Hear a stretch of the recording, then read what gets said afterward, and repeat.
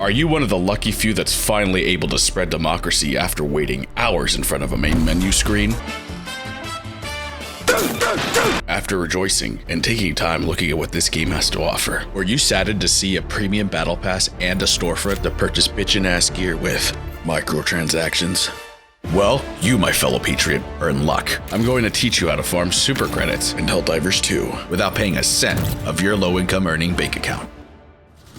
Hello Helldivers, let me show you the two methods on how to get super credits in this game. The first method is going through both Warbonds, whether it's the standard or the premium. If you go to the standard battle pass, you can accumulate roughly 750 super credits. You can acquire these with another currency in this game, known as Warbond medals. You can naturally obtain these by completing missions, and the amount in which you receive is dependent on the difficulty level. A noticeable downside to this method, however, is the fact that the premium battle pass costs 1,000 super credits, which you cannot accumulate solely using the standard battle pass, given how many war medals you would need to acquire. This method will take a long time to accumulate super credits. The second method, however, is what I'd like to teach you today. Now, before I get into the explanation, I want to make a quick disclaimer. The method in which I'm going to show you is primarily targeted towards solo players that don't have many friends to play with. If you're a seasoned player and you already have a group of friends that want to farm super credits with you, then I'd highly recommend going to this timestamp in the video where I'll actually explain the fastest way possible of accumulating super credits in a short amount of time. You're going to need 3 pieces of gear. The first piece of gear that you need to grab is light armor. Light armor, compared to medium and heavy armor, tends to have higher speed and stamina regen. If you're new to the game, go through the first page of your standard warbond, and it should be the first armor piece that you see. It will cost you 3 warbond medals, which you can easily accumulate by doing a single mission with the method I'm going to show you today. And if you really want to push it, in page 7 of the actual standard battle pass, you could receive this helmet, which surprisingly gives you an additional boost to your speed and stamina regen. I highly recommend grabbing this piece of armor if you have the medals, and if you really want that additional boost.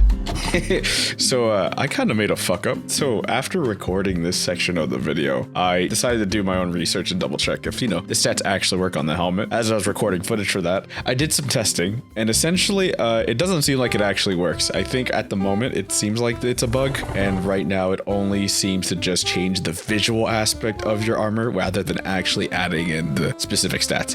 I tried to look further into this. It doesn't seem like anyone else has, I guess, showed their case that it actually goes faster, so hopefully somebody can myth bust this in the future. But at the moment, if you want to get it, go for it. But yeah, don't waste your time trying to get this armor if you're solely going in for an extra speed boost. Now, back to the video. The last 2 pieces of gear you can find under the ship management panel. The 2 stratagems that you're going to be looking for are the grenade launcher, which you can unlock at level 5, and the jump pack, which you can unlock at level 8. Both stratagems will cost around 6,000 requisition slips, a currency or resource that you gain through completing missions. Although these items are not required to do the method, they will allow you to gather materials a lot faster. After you've acquired whatever gear you can either select a Terminid infested sector or an automaton dominated sector. Although it doesn't really matter which sector you decide to choose, I would recommend Terminids because automatons are a pain in the ass. Go through each sector and look for a planet most suitable for a run. Ideally, you want to have a planet that is not only flat and open, but you want to double check there are no negative effects, such as intense heat, which can increase your stamina drain. Once you find a planet most suitable for a run, make sure you're going at the lowest difficulty, and make sure to double check the actual layout of said map and see how big it is. Depending on how large the map is will determine how many points of interest that will spawn in the local area. For example, smaller locations that tend to be surrounded by bodies of water will have nothing of value that spawns there, and you'll waste your time trying to find resources. And with that, gentlemen, start your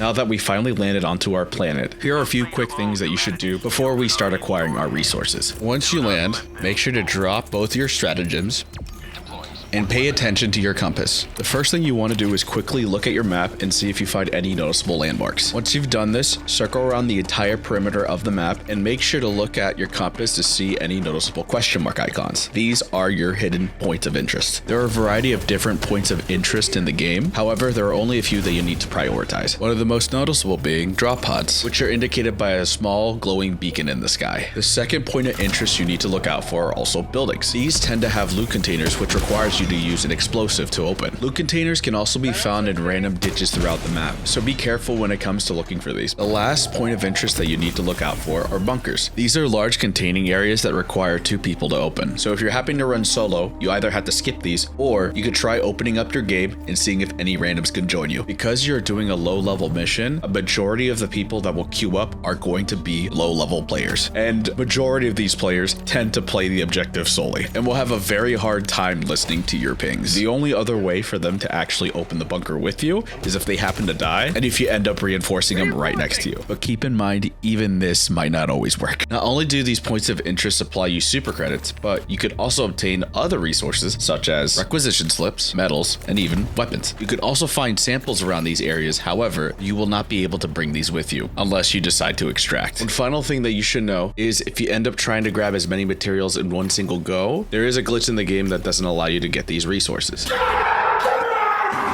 Once you finish running around the map, go to your menu and return to ship alone.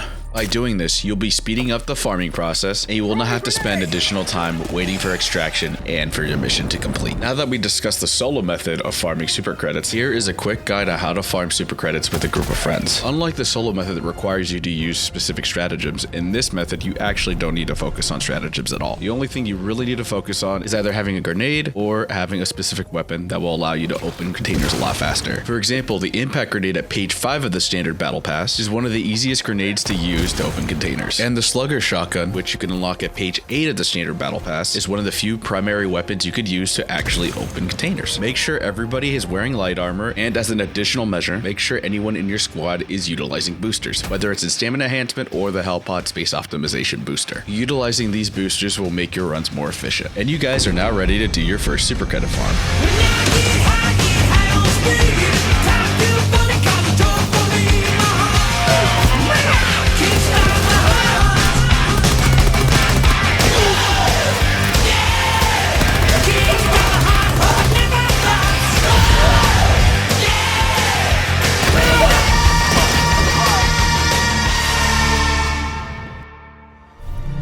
Make sure to land at one of the outer ends of the map and you separate your groups into 2. The first group will be circling around the left side perimeter of the map and the second group will be circling through the right side. Keep in mind, as you guys are running around the map looking for different points of interest for resources, it is a good idea to shoot at your teammates. Doing this actually allows you to use your stim, which replenishes your stamina. Although keep in mind, it's very easy to make a mistake. Both squads will reconvene at the opposite end of the map, and from there, have the host end the mission so everyone can go back to the ship. And that's the run. For those of you that stayed to the end of the video, I really appreciate you guys watching this far. This video took a lot longer than I expected to edit, and I really mean that.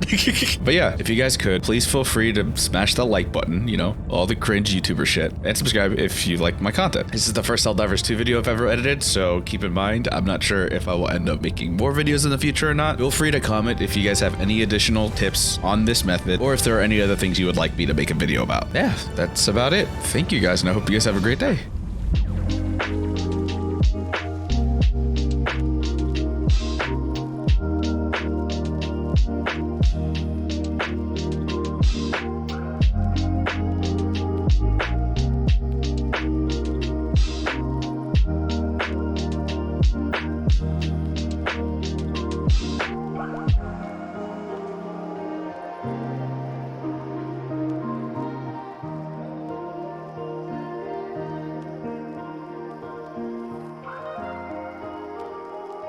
Thank you.